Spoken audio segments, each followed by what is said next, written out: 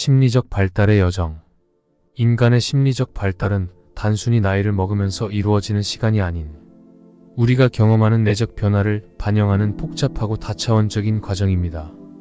이 과정은 우리가 삶을 살아가며 자기 자신과 세상을 이해하는 방식을 바꾸는 여정으로 크게 세 가지 단계로 나눌 수 있습니다. 고착, 선호, 그리고 수용입니다.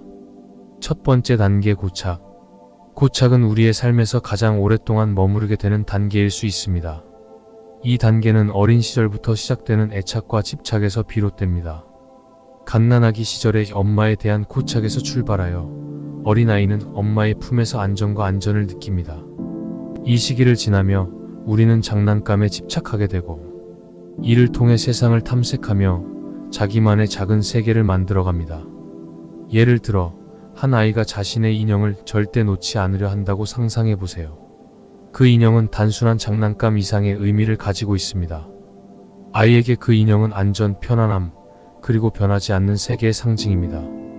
이러한 집착은 어른이 되어서도 다양한 형태로 나타날 수 있습니다.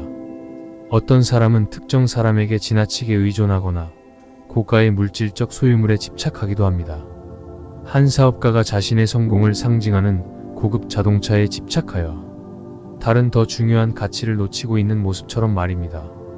그는 고급 자동차를 소유함으로써 자신의 가치와 안전을 확인하려 하지만 실제로는 더 큰 자유와 성장을 막는 족쇄를 스스로 채우고 있는 셈입니다. 둘째, 선호. 선호의 단계는 인간 발달의 두 번째 단계로 좀 더 복잡하고 미묘한 단계입니다. 이 단계에서 사람들은 자신의 취향과 의견이 명확해지기 시작합니다. 좋아하는 것과 싫어하는 것이 명백해지고 옳고 그름에 대한 판단이 더욱 뚜렷해집니다. 여기서 우리는 나와 너의 경계를 명확히 하고 자신과 타인이 분리된 개체임을 인식하게 됩니다. 그러나 이러한 인식은 동시에 내면의 갈등과 외로움을 불러일으킵니다. 한 예로, 대학생 시절 사람들은 종종 강한 신념과 이념을 가지고 자신을 정의하려 합니다. 예를 들어 한 학생이 사회 정의를 추구하는 운동에 깊이 몰두하고 그 과정에서 자신과 생각이 다른 사람들을 비판하게 됩니다.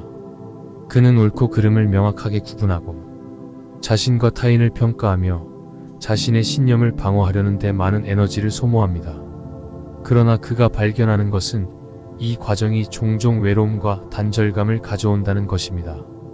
나와 다른 사람의 다름을 인정하는 것이 아니라 그 다름을 비판하고 배척하는 것에서 오는 외로움 말입니다. 셋째, 수용. 수용의 단계는 심리적 발달의 궁극적 목표라 할 수 있습니다. 이 단계에 도달한 사람들은 삶의 모든 경험을 있는 그대로 받아들이는 법을 배웁니다.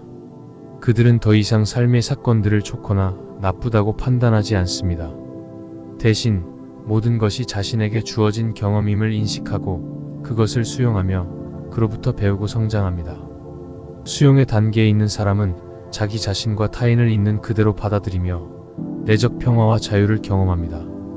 예를 들어 한 예술가가 자신의 작품이 대중으로부터 큰 비판을 받았을 때 그 비판을 거부하거나 자신의 예술성을 방어하지 않고 그저 그 경험을 받아들여 자신을 더 깊이 이해하고 예술적 성장을 이루어가는 모습을 상상해보세요. 그는 그 순간을 통해 더 큰 깨달음과 자유를 찾는 것입니다.